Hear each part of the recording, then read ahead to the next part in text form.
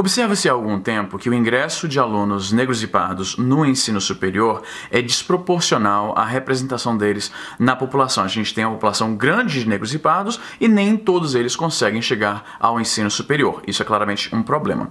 Existem três formas de interpretar isso. Você pode simplesmente não ter empatia nenhuma e falar fodam-se, que não é o ideal. Você pode concluir que negros e pardos são menos capazes ou menos inteligentes do que os brancos, o que também é errado. Ou você pode admitir que existe algum tipo de problema social ou estrutural que está dificultando o ingresso dessas pessoas no ensino superior, o que diminui as suas oportunidades na vida. Para mim, isso parece o mais razoável. A gente consegue concordar que existe um problema. É na solução proposta a isso que a gente não consegue encaixar bem.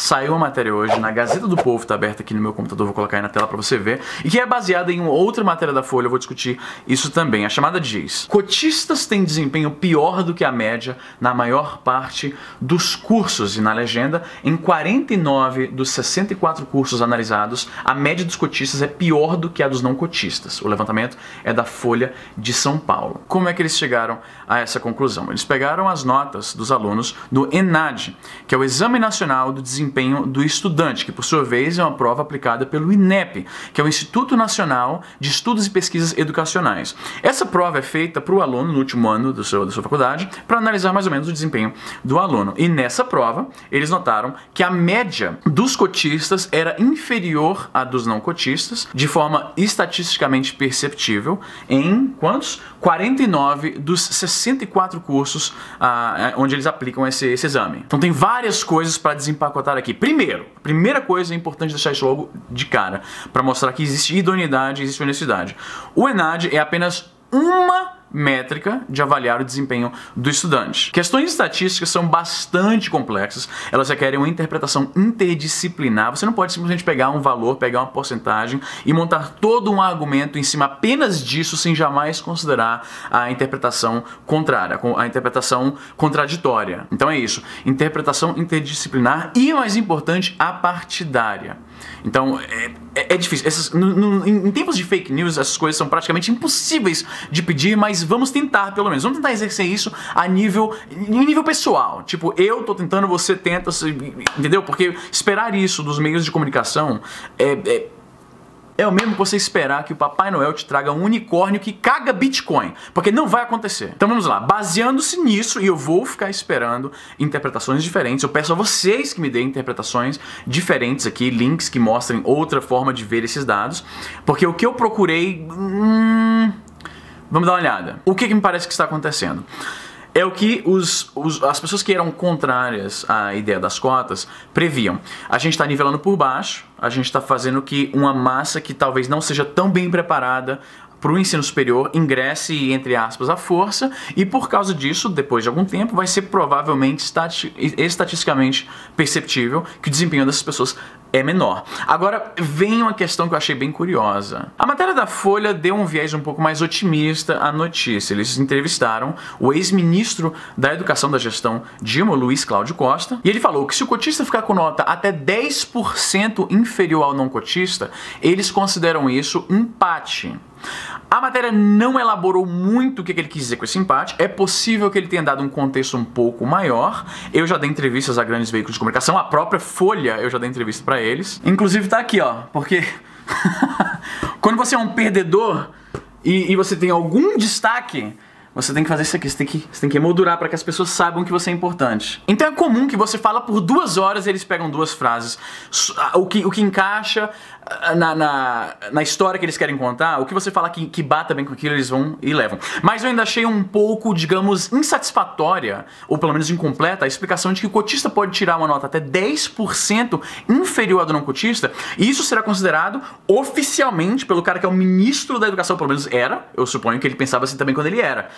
Até 10% a menos o desempenho, eles consideram esse empate. Aí ele fala: Com esse critério, se 10% de desempenho inferior ainda for empate, eles estão empatando em 54 dos 64 cursos que são avaliados pelo ENAD. O problema que eu vejo, tipo, a discussão de se a entrada de mais pessoas através do sistema de cotas na universidade é pro longo prazo da sociedade, e se isso vai ter um saldo mais positivo do que negativo, isso aí é uma discussão muito complexa, e eu não sou, sinceramente falando, o cara mais intelectualmente capacitado para poder emitir uma opinião de que realmente entende disso. Eu posso dar uma analisada por cima com o pouco que eu sei sobre a situação. Tendo dado esse disclaimer, eu penso o seguinte: o que vai acontecer a longo prazo em relação à percepção do povão, da sociedade, em relação a esses profissionais que são beneficiados pelas cotas, quando a gente coloca no mercado vários desses profissionais que, de acordo com as pesquisas, com uma das métricas que é feita para analisar o desempenho dessa galera, a gente percebe que eles estão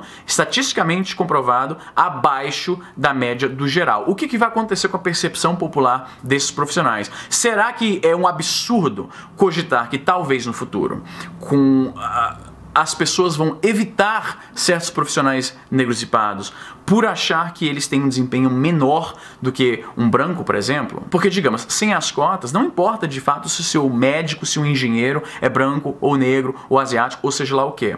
Se ele tá lá e não existe nada que simplesmente jogue pra cima alguém que tem um desempenho inferior, você sabe que o cara é capacitado. Por causa das cotas, talvez no futuro, ou talvez isso já aconteça agora, a gente veja pessoas evitando esses profissionais por causa da percepção que isso causa, que essa galera tem um desempenho inferior. E alguém vai argumentar que, mas as pessoas já fazem isso. Racistas já evitam um médico negro, por exemplo, porque ele vai achar que ele é menos capacitado. Só que o problema é que agora, por causa das cotas, ele tem um motivo um pouco mais empírico para dizer que aquele médico negro é menos capacitado, por mais que aquele médico negro não seja. O que eu tô falando aqui é a questão de percepção popular. Aí alguém vai dizer, é por isso, eu vi pessoas ativistas revoltados porque a Gazeta publicou essa parada. Você ficar com raiva da Gazeta por isso, por comentar esse fato, eu acho que você está gastando energia da forma errada.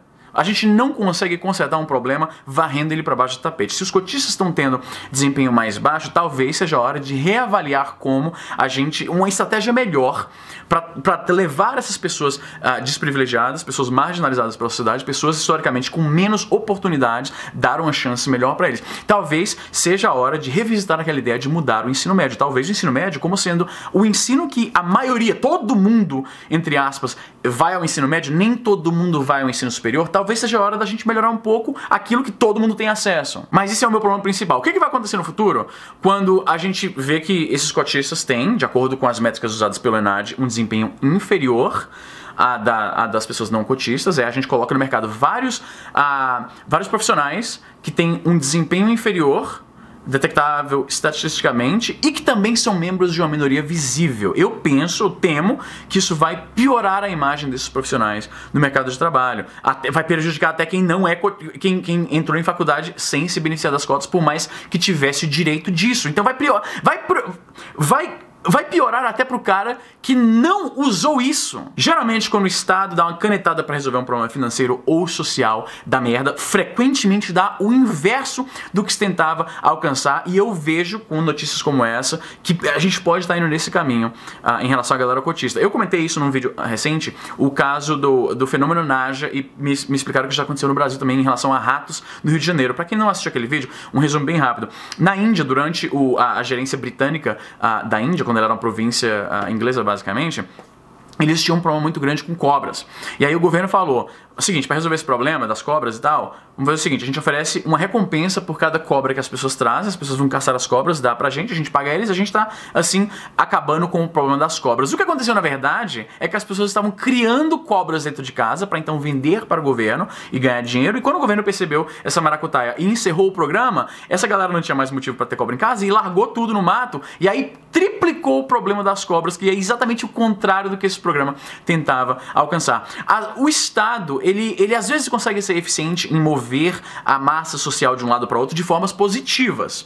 Por isso que eu não sou completamente anarcocapitalista, eu sou libertário, eu vejo o Estado como a influência do Estado é quase sempre nociva, e a gente chega em resultados que é o inverso do que a gente queria, mas às vezes eles conseguem, através de educação e através de investimentos na área certa, de uma conscientização popular, a gente consegue melhorar algumas coisas. O tabagismo é um exemplo bom, eu acho, de uma intervenção estatal que melhorou a sociedade de forma geral. Hoje em dia, o Estado proíbe pelo menos no Canadá, não sei como é que funciona no Brasil, mas você não pode anunciar cigarro, não pode aparecer cigarro em propagandas, essencialmente. Que mais? Não pode... Até lugares que vendem cigarro, além de não poder ter propaganda, cartazes, eles não podem mostrar o cigarro tem que estar guardado atrás de um negócio com uma portinha e tal. Uma criança que entra num posto de gasolina, por exemplo, numa loja de conveniência, ele não vê o cigarro. Eles jogaram imposto de cigarro lá no alto. Eu mencionei no MPB, que é o meu podcast, o melhor podcast do Brasil, com o Evandro Freitas, lá do 99 Vidas, que quando amigos brasileiros vão pro Brasil, né, amigos brasileiros meus que moram no Canadá, vão pro Brasil visitar, o que eles pedem, os amigos dele pedem que eles tragam de volta pro Canadá, é cigarro, porque no Brasil é muito mais barato. Então, nesse caso, eu vejo como uma intervenção estatal positiva, né? Enfim, isso é uma tangente imensa. Mas essa é a questão desse vídeo. Tá dando certo? Algumas pessoas veem o ingresso na faculdade como um fim e não um meio. Então eu vi no Twitter algumas pessoas falando, só o fato de que já tem mais negros e pardos na faculdade, isso já é um indicativo de que as coisas estão melhorando e dá uma chance melhor pra eles e tal. Isso é uma forma de avaliar as coisas, mas como eu falei, eu vejo isso como ver o meio, que é a faculdade, como se fosse um fim por si próprio.